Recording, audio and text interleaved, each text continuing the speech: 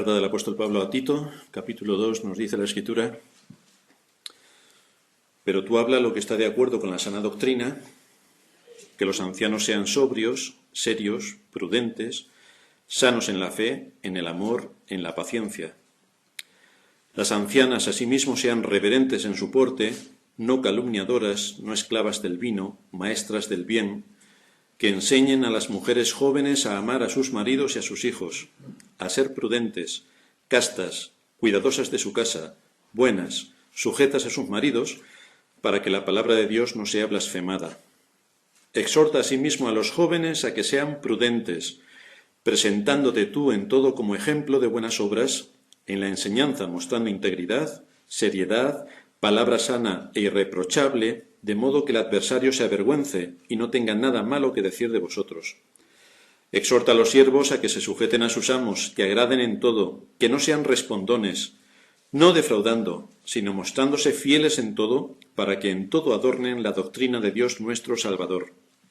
Porque la gracia de Dios se ha manifestado para salvación a todos los hombres, enseñándonos que renunciando a la impiedad y a los deseos mundanos, vivamos en este siglo sobria, justa y piadosamente, aguardando la esperanza bienaventurada y la manifestación gloriosa de nuestro gran Dios y Salvador Jesucristo, quien se dio a sí mismo por nosotros para redimirnos de toda iniquidad y purificar para sí un pueblo propio, celoso de buenas obras.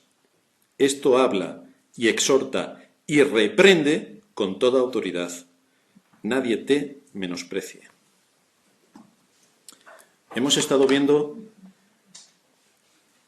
que Dios creó al ser humano como varón y hembra. Esto implica que hay una distinción de géneros. Dios no nos creó hermafroditas, sino varón y hembra.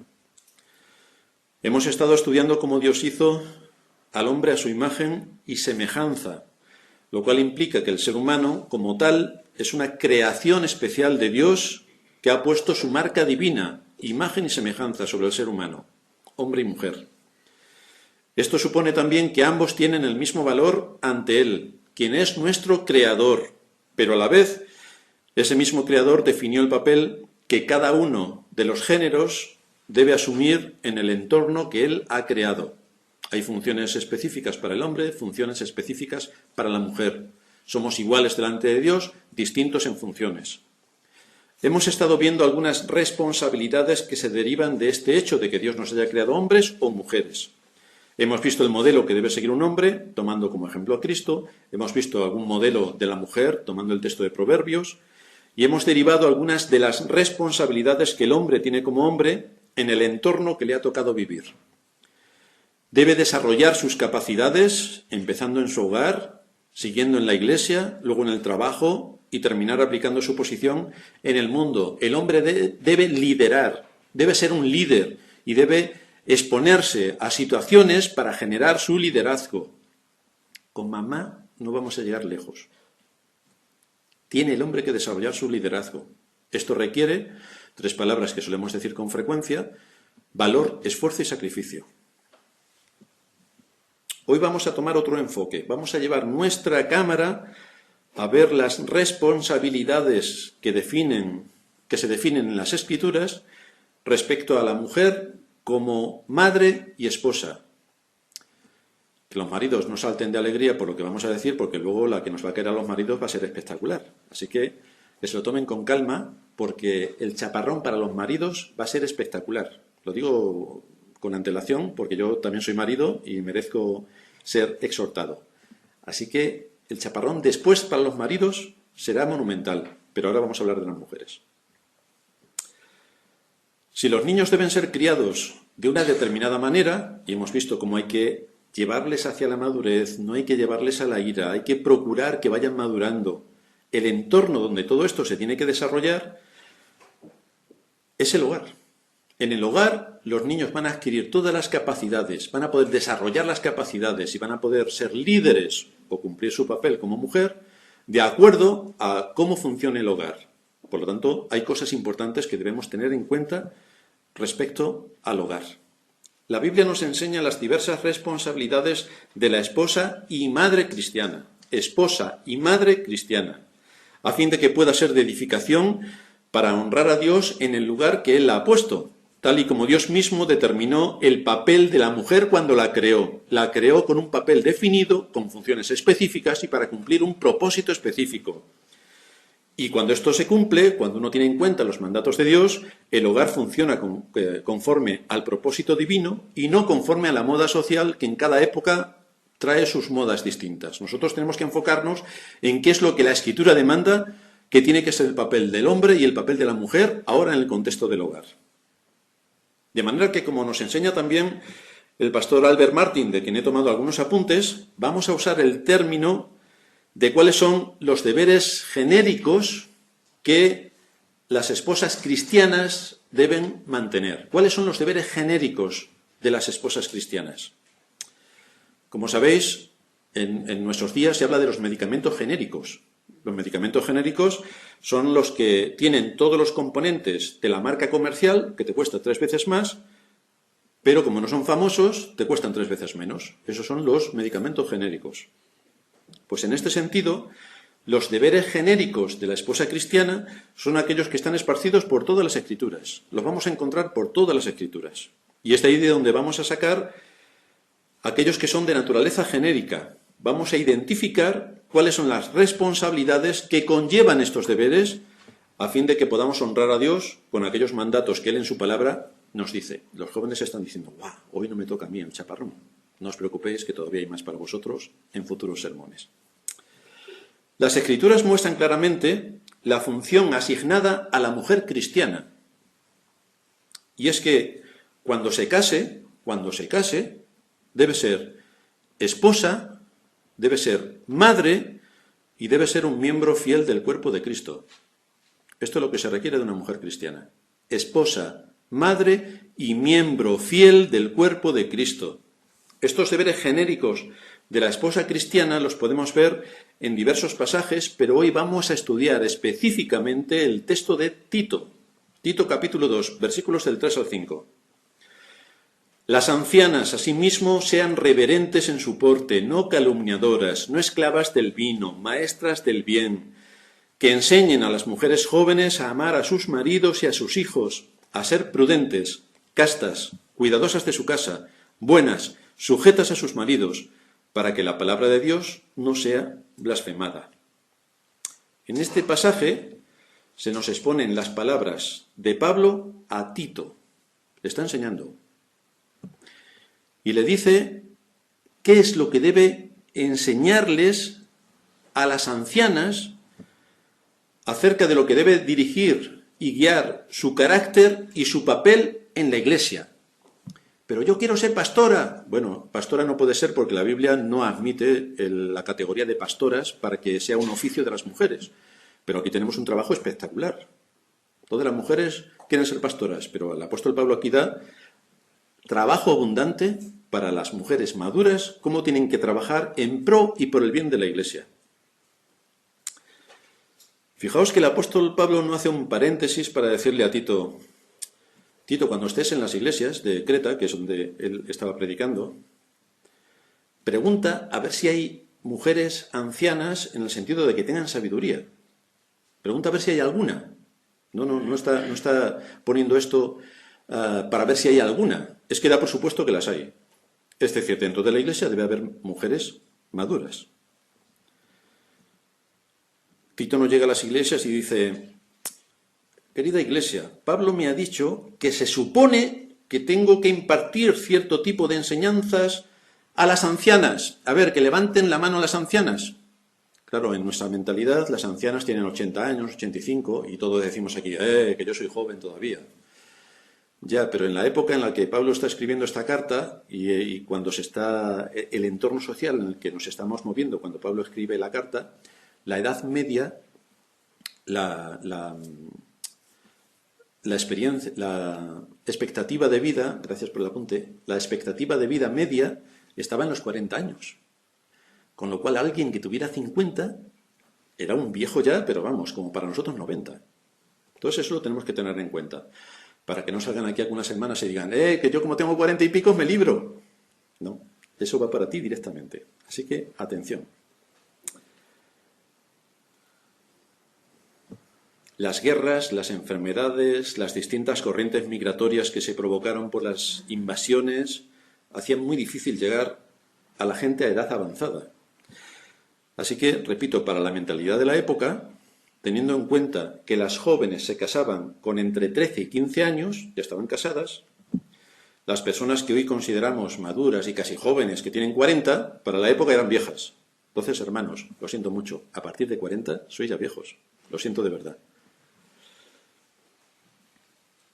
Esto nos sitúa en la posición de que muchas de las hermanas que hoy se consideran jóvenes, en la época ya eran más bien de edad. ¿Cómo tienen que ser esas hermanas? Que luego tienen que cumplir un papel de enseñar a las jóvenes cómo tienen que liderar su hogar. Tito 2.3 nos dice que tienen que ser reverentes en su porte, no calumniadoras, no esclavas del vino y maestras del bien. 4 aspectos que tienen que mantener estas mujeres, que luego van a ser maestras de las más jóvenes, porque las más jóvenes llegan al matrimonio y no saben nada de lo que les espera. Las mayores tienen que enseñarles cosas prácticas que tienen que ver con su vida, con su esposo, con los hijos y con todo el entorno que les rodea. Cosas prácticas, no espiritualoides. No le puedo decir, hija mía, tú ora 3 horas cada día y con eso ya, no. Esto no es la enseñanza que nos muestra la Escritura. Así que aquí se nos muestran 4 características que tienen que observarse en aquellas cristianas que en el contexto de la Iglesia deben cumplir ciertas responsabilidades para ser de guía y dirección respecto a las más jóvenes. Por lo tanto, ¿las mujeres quieren ser pastoras? No podrán, pero las mujeres pueden cumplir ciertas responsabilidades en el cuerpo de Cristo. La primera, que tienen que ser reverentes en su porte, que quiere decir que vistan y actúen de acuerdo a su edad. Ya hemos dicho hasta el aburrimiento que nuestros niñitos de 20 añitos se tienen que comportar como hombres de 20 años, no como niños de 5. Pero lo mismo decimos de las madres. Tienen que ser reverentes en su porte, que vistan y actúen de acuerdo a su edad. No pueden vestir como si tuvieran 20 añitos, ni pensar como si tuvieran 15. No. Si esto es así, no se deberían sorprender si son corregidas o si en su hogar tienen un desastre colosal. No se deben sorprender porque su conducta está marcando la vida del hogar. Deben dar ejemplo tanto en su aspecto externo como en su aspecto interno. Deben dar ejemplo en su conducta, en su forma de hablar, en su forma de vestir, en su forma de tratar a los demás, en su forma de aplicar los principios, en su forma de someterse a sus deseos, en su forma de ser íntegras en lo que se espera razonablemente de mujeres que son maduras en la fe. Esto es lo que las hermanas más mayores tienen que atar en sus mentes. La gente de este mundo mantiene una fuerte disposición al egoísmo. Son ególatras en grado superlativo. Ellos son la fuente de información, ellos son la fuente de conversaciones, ellos son ellos, yo, y yo. Y después mis circunstancias y yo. Pero la cristiana que ya debe ser madura y maestra, por tanto, para enseñar a las jóvenes, si actúa desde esa perspectiva de yo y mis circunstancias y luego yo 7 veces y mis circunstancias, tiene un grave problema de mundanalidad o de egoísmo. Así que hay que analizarse delante de las Escrituras, porque si yo en mis conversaciones detecto que solamente yo soy el centro de atención y mis circunstancias el centro de atención y no hay nada más en el mundo salvo yo, debo empezar a corregir de inmediato mi conducta, porque yo no soy el centro de atención. Debo corregir de inmediato mi conducta. Por las enseñanzas que has recibido de las Escrituras durante años, las hermanas que llevan aquí años deben ser maduras en la fe, lo cual implica que debéis ser un ejemplo para las más jóvenes, que tienen que saber cómo comportarse porque te miran a ti, cómo dirigirse a los demás porque te miran a ti, cómo llevar a cabo las cuestiones prácticas de su hogar, con sus hijos y todo lo que eso supone porque te miran a ti. Hermanos y hermanas, uno no es cristiano porque sepa recitar de memoria el Salmo 119 y continuamente en sus conversaciones se esté abrazando al otro con versículos. Eso no es un síntoma de ser santo ni de ser cristiano, es de ser un pesado. Tenemos que aplicar las escrituras de una manera práctica a situaciones concretas, porque la escritura nos ha sido dada para esto, no para que la recitemos como un mantra, no para que seamos muy espiritualoides, sino para coger los principios y aplicarlos. Cojo principios y aplico, cojo principios y aplico en cosas concretas y cotidianas, en mi vida. Lo segundo que nos dice Pablo es que hay que recordarle también a las mujeres que se abstengan de la calumnia. Muchos de los graves problemas que ocurren en las iglesias se derivan del chismorreo. Cuando la batidora empieza a funcionar, ¡pum!, nos quedamos sin batidora y sigue funcionando, sin energía. Si este tipo de pecado no ha sido dominado, vas a poner a la iglesia en un grave problema, vas a traer confusión y vas a traer dolor. Por lo tanto, si tienes algo que decir, de forma transparente, habla con quien esté involucrado y actúa para aclarar los asuntos, pero no dejes que el sol se ponga sobre tu enojo, no des lugar al diablo y no provoques una situación tensa en el contexto de la iglesia. La tercera cosa que se nos dice es que no sean dadas al vino. Y aquí todas las hermanas dicen, yo no, el vino nada, Coca-Cola. Muy bien, pues aquí no le vamos a dedicar casi tiempo porque, como todo el mundo sabe, el vino lo usamos muy esporádicamente. Si fuéramos de países anglosajones, diríamos que todos aquellos que viven vino son pecadores. Claro, ahí, si empezamos a citar todos los pecadores entonces que bajo ese criterio aparecen en las Escrituras, pues todos los padres del Antiguo Testamento son pecadores. Hasta el mismo Señor que bebía vino, y fijaos en la boda de Canaán, que no hizo Coca-Cola, hizo vino del bueno, y se lo bebieron. O sea que si el filtro para nosotros de que un pecador es porque beba un vaso de vino, nos vamos todos al infierno y el primero el Señor, cosa que es una blasfemia total. Entonces hay que tener cuidado cuando se habla del vino. La Escritura permite beber el vino con moderación. Entonces, es cierto que vemos en las películas, sobre todo americanas, que alguien va a la casa de alguien y rápidamente lo primero que le saca es una copa de whisky. Nosotros no entendemos cómo tienen ese salero para continuamente estar bebiendo, pero en nuestra cultura nadie lo hace. O sea, tú no vas a casa de alguien y te saca una copa de vino, porque diría, este hombre está mal de la cabeza o esta mujer. O sea, por lo tanto, este punto para nosotros no nos dice mucho. Lo último que indica Pablo para cumplir esta función en el contexto de la Iglesia es que sean maestras del bien. Su objetivo debe ser servir a Cristo enseñando a las más jóvenes todo lo que se desprende de las Escrituras en su aspecto práctico. ¿Cómo se aplican concretamente? Fijaos que este no es un trabajo únicamente del pastor. El pastor tiene que decirnos esto es así, esto es asado, porque el pastor muchas de las cosas que tienen que ver con las mujeres y con sus asuntos particulares, el pastor no tiene ni la más remota idea. Pero para eso están las hermanas que han aprendido y han abrazado las doctrinas, que en cuestiones prácticas tienen que enseñarles a las más jóvenes cómo se hacen las cosas, qué es lo que deben esperar, cómo deben enfocar su vida, en qué aspectos deben tener más cuidado. Todos trabajando coordinadamente podemos hacer crecer a la Iglesia y cumplir con nuestro propósito.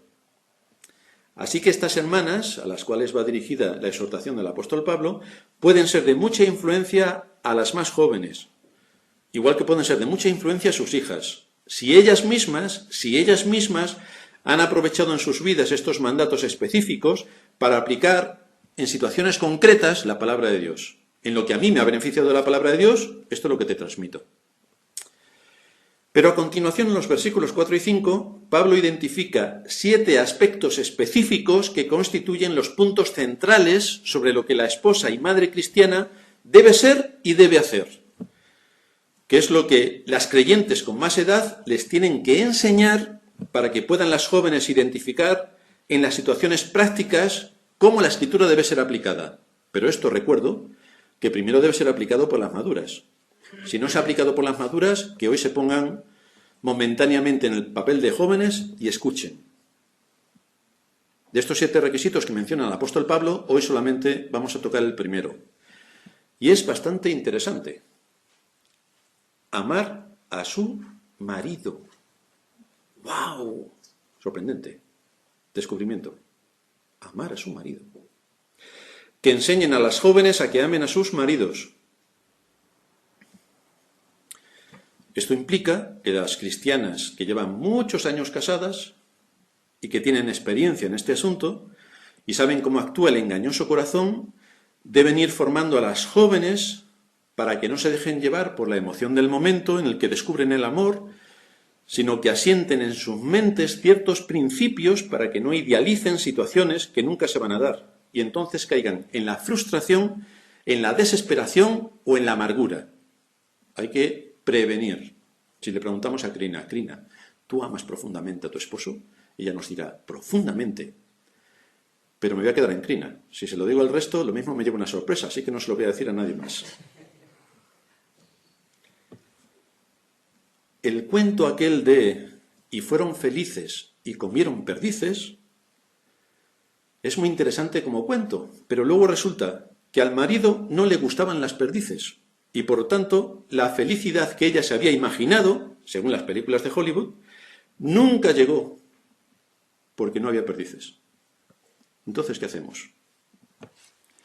El mundo real es completamente distinto a los cuentos, por eso se llaman cuentos. El pecado arraigado en la naturaleza humana es corrosivo en grado superlativo, de manera que hay algo en lo que debes prestar especial atención tú como mujer. La pregunta, ¿qué te ha llamado Dios a ser como esposa? ¿Qué te ha llamado Dios a ser como esposa? La respuesta es bastante simple. Si eres cristiana, te ha llamado a ser una mujer que está definida en este capítulo 2 de Tito, versículos del 3 al 5. Y es muy interesante observar que el comienzo y el final de esta serie de 7 características, la primera es amar a tu marido y la última, estar sujeta a tu marido. De manera que esto lo tenemos que tener en cuenta. Este pasaje comienza y termina con la naturaleza de la relación con tu marido. Por lo tanto, y ante todo, debes amar a tu marido, por encima de todo. En otras palabras, tu marido, no tus hijos, no la iglesia, no tu casa, no tu servicio a los demás, no tus padres, sino que tu marido tiene que ser tu primera prioridad, tu marido. Es decir, ante todo tienes que amar a tu marido, con la involucración de tiempo que eso requiere. Es que tengo muchas cosas que hacer, bueno, tengo que ir a los niños, la casa, no sé qué. El marido llega, lo saluda el perro y nadie más, y se va a acostar porque allí, con tantas cosas que hay que hacer, allí se queda el marido. Error. Pero fijaos, a la hora de preparar el sermón, me preguntaba, ¿por qué razón dará el apóstol un mandato específico sobre el tema de amar al marido? Porque todo el mundo supone que, claro, si te casas es porque amas al marido. El asunto es cuando pasan 20 años. ¿No se supone que una mujer casada debe amar al marido? Si fuera tan evidente, no habría necesidad de afirmarlo con este mandato. Pero es que es un mandato a las mujeres que amen a sus maridos. Por lo tanto, parece que no es tan evidente. Parece que no es tan natural. Es como si nos dijera la Biblia, debéis comer todos los días y beber agua. Pues nos quedaremos boquiabiertos, porque evidentemente todos los días tengo que comer y todos los días tengo que beber agua. Pero fijaos que ese mandato no nos lo da la Biblia, porque ya nuestra naturaleza nos lo pide. Ahora, el que amemos es algo que a nuestra naturaleza no le gusta, porque somos ególatras y está dentro de nosotros el pecado. Por lo tanto, hay otras cosas que tenemos que empezar a mover para que la disposición en amar se manifieste. Es lo mismo que los mandamientos. ¿Quién no ama a Dios? Todo el mundo, amo a Dios. ¿Quién no ama al prójimo? Todo el mundo dice, amo al prójimo. Pero luego el Señor detalla los 4 primeros mandamientos para ver si amamos a Dios y vemos que no, y los 6 últimos para ver si amamos al prójimo y vemos que tampoco. Por lo tanto, por eso están los mandamientos. Porque lo que se supone que nosotros hacemos, resulta que no lo hacemos. Esto es algo tan elemental, el amar a nuestros maridos, mejor dicho, el que las mujeres amen a sus maridos, es algo tan elemental que no sería necesario que hubiera un mandato para este propósito. pero resulta que lo hay. Por lo tanto, es que hay una necesidad de enseñar respecto a este asunto, de amar a nuestros maridos. Esto nos lleva directamente para argumentar a la institución del matrimonio que aparece en Génesis capítulo 2.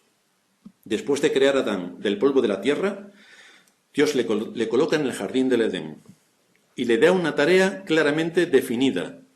Dios le puso en el huerto del Edén para que lo cuidara y lo labrase, para que ejerciera su liderazgo, para que desarrollara sus capacidades. Todo esto es lo que hemos visto en todo lo que se involucra el hombre, con las capacidades que Dios le dio en la creación y cómo tiene que liderar en todos esos aspectos.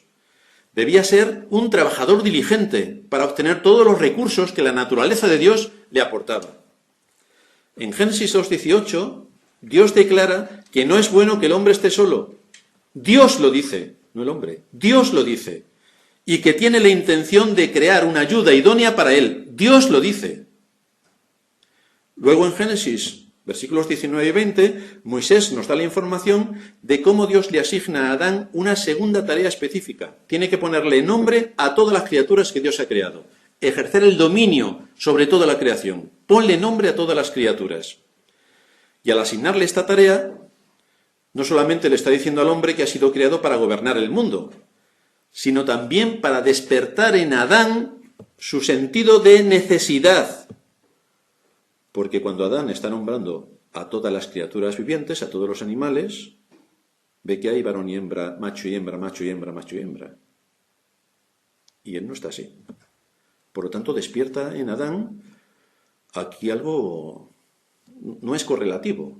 Si un gato tiene una gatita, y un perro una perra, y un elefante una elefante, ¿qué pasa? Que yo no tengo mi correspondiente. Así que Adán analizó sus características y funciones particulares que le fueron asignadas por la sabiduría de Dios. Y entendió entonces que algo faltaba. En Génesis 2:18 vemos que Dios ya tenía en sus planes, repito, hacer una criatura que realmente fuera ayuda idónea para Adán. Ayuda idónea. Así que Dios no creó a la mujer para que pusiera el toque femenino a la labor que Adán desarrollaba en el huerto. Dios no le dijo, bueno, le voy a dar una mujer porque Adán es espartano totalmente. Por lo menos que ponga unas florecitas aquí y allá y que lo adorne un poco. Dios no creó a la mujer con ese propósito, aunque la mujer aporta también eso. Pero ese no fue el propósito. Principalmente, la mujer fue hecha para corresponder al varón. La mujer fue hecha para corresponder al varón, para andar a su lado como su compañero, perfectamente adecuada para él. Para eso fue creada la mujer, para corresponder al varón. Esto es importante que lo metamos en nuestra cabeza, porque si esto no lo tenemos en cuenta, aquí estamos hablando de otras cosas. Pero la mujer fue creada con ese propósito. En 1 Corintios 11, 8 y 9 nos dice Pablo, porque el hombre no procede de la mujer, sino la mujer del hombre, y tampoco el hombre fue creado a causa de la mujer, sino la mujer a causa del varón. Ojo, sistemas en la creación. ¿Qué está diciendo Pablo? Pablo está diciendo que la mujer no solamente fue tomada del hombre, sino que fue hecha para el hombre. Ojo con lo que dice Pablo. De y para. Fue hecha del hombre para el hombre. Del hombre para el hombre. Ese es el orden bíblico. La mujer fue hecha para el hombre. Por lo tanto, cuando Pablo le indica a Tito que inste a las ancianas a que enseñen a las jóvenes a pensar sobriamente, quiere que las mujeres jóvenes reflexionen sobre esta realidad.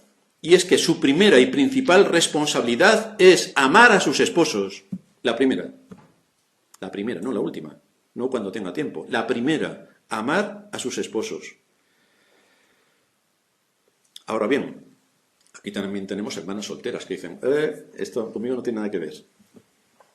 En cuanto a las mujeres solteras, es totalmente correcto que tengan como su prioridad otras facetas de lo que el Señor ha hecho en la creación para su desarrollo, para sus capacidades y para que puedan estar en otros ámbitos.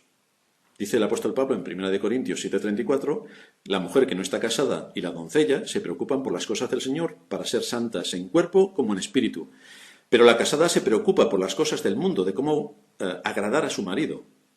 Cuando utiliza aquí mundo no quiere decir que está de fiesta en fiesta, no, sino que se tiene que ocupar de las cosas del mundo en el que ella vive. Y tiene que cuidar a sus hijos, tiene que cuidar a su esposo, tiene que hacer bastantes tareas, que la que está soltera está exenta de todo esto. Y la casada no, a eso se está refiriendo. Hay dos esferas distintas en cuanto a los deberes de la casada y la soltera. Son dos esferas distintas. Si estás casada, tienes que considerar que esencial y fundamentalmente tu papel es amar a tu esposo. Si estás casada, tu papel fundamental es amar a tu esposo. Pero ya sabemos que por causa del pecado, esa responsabilidad y esa función es atacada por todos los medios. De manera que para las mujeres deben recordar que no debes permitir que Satanás te engañe y que tu malvado corazón pervierta el sentido de esta realidad que marcan las Escrituras, de cuál es tu principal deber en el contexto de la familia. ¿Cuál es tu principal deber? Desde luego, tu marido, excepto para Crina, que su marido es el hombre más excepcional del mundo, luego se lo preguntaremos dentro de 20 años, para el resto, tu marido no debe ser el hombre más excepcional del mundo. Mi marido es el hombre perfecto.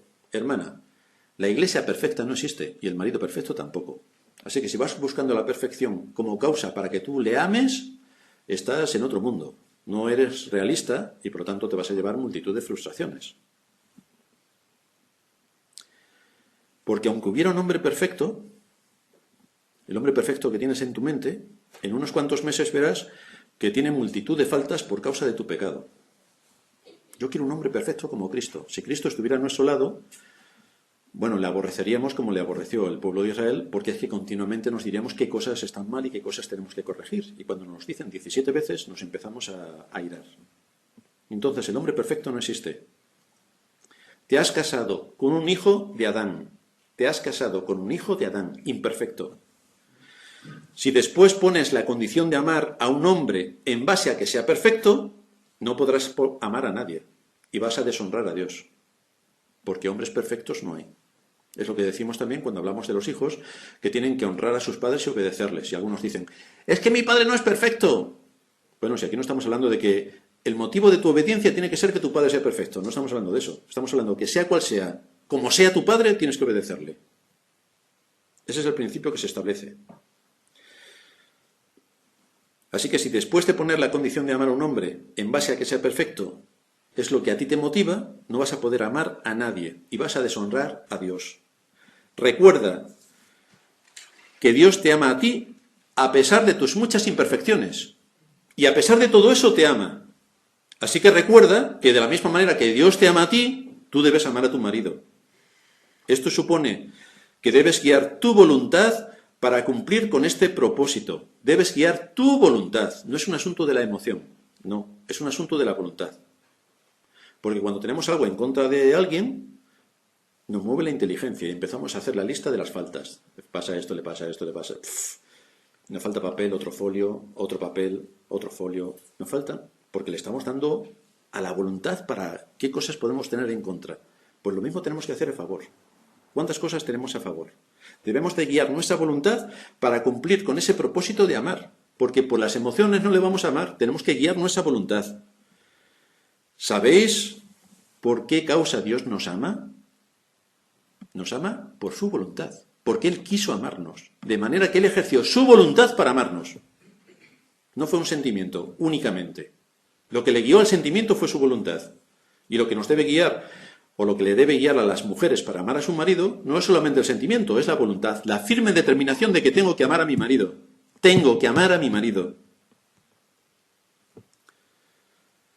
¿Cómo demuestro mi amor a mi esposo? ¿Cómo puedo demostrar mi amor, cariño mío? Si el esposo te pregunta algo y tú le contestas, pero mira que eres pesado, me lo has preguntado 3 veces, ¿estás sordo o qué? Pues no parece eso muy adecuado para que el amor funcione. Hay que medir ahí un poco las palabras.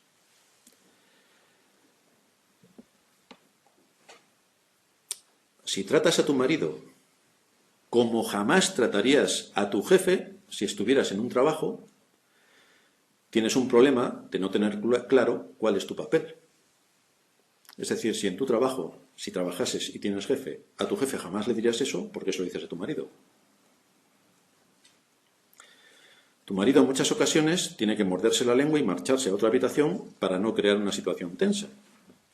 Pero en muchas ocasiones la provocación es evidente, porque las mujeres no saben cuál es su papel ni su función.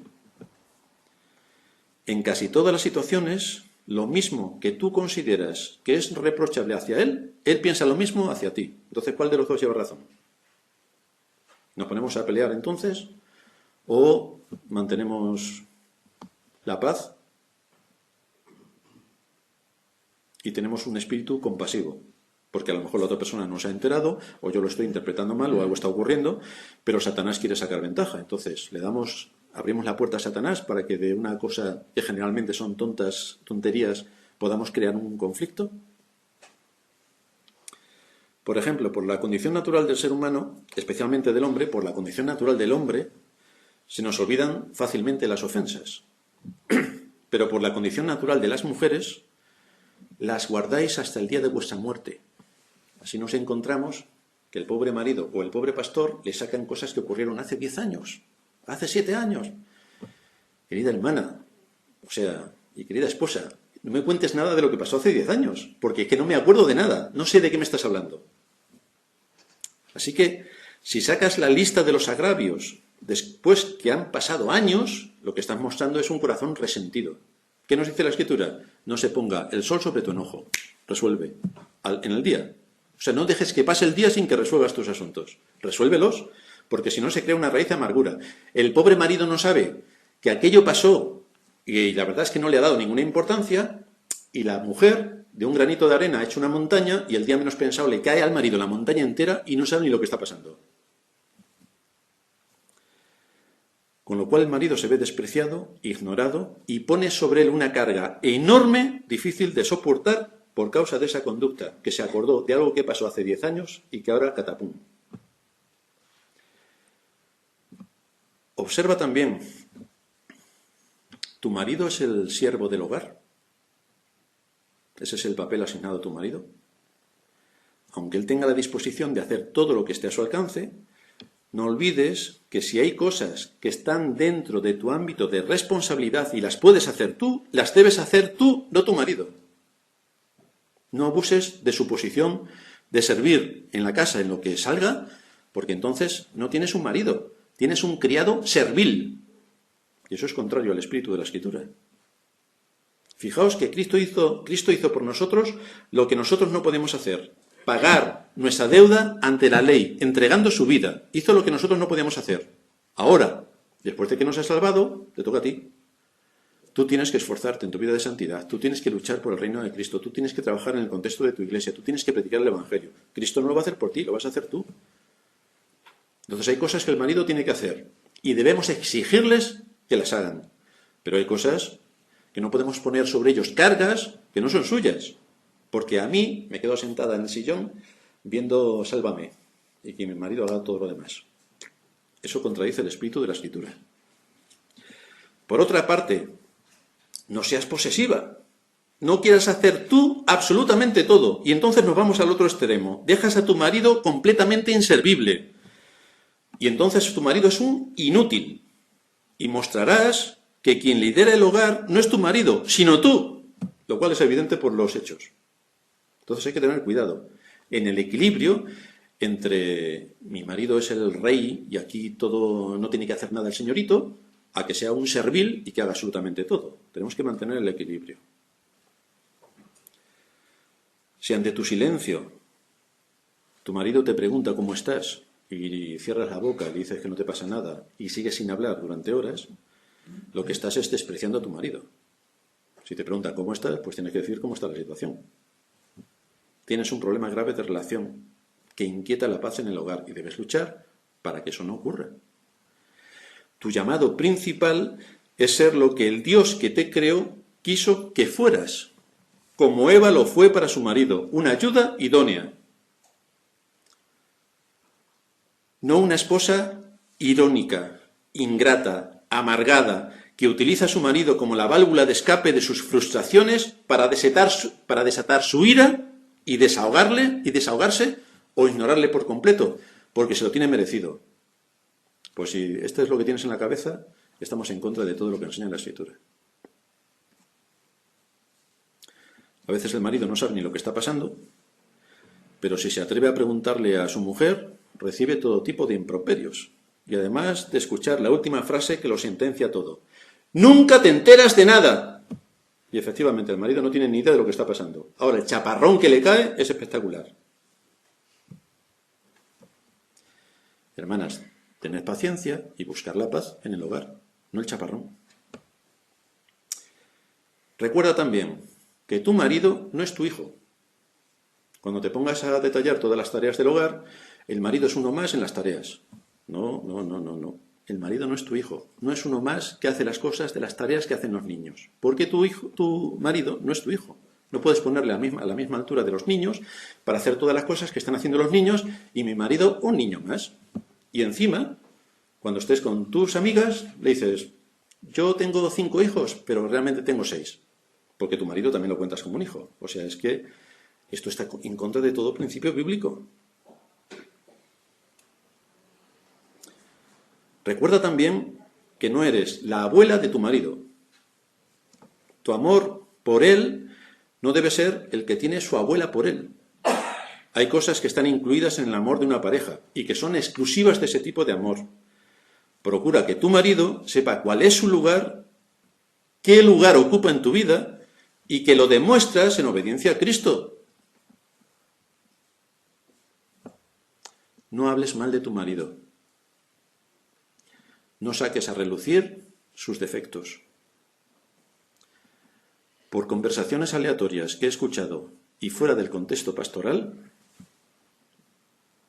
sé lo que tienen las mujeres contra sus maridos, pero no sé lo que los maridos tienen contra las mujeres, fuera del contexto pastoral.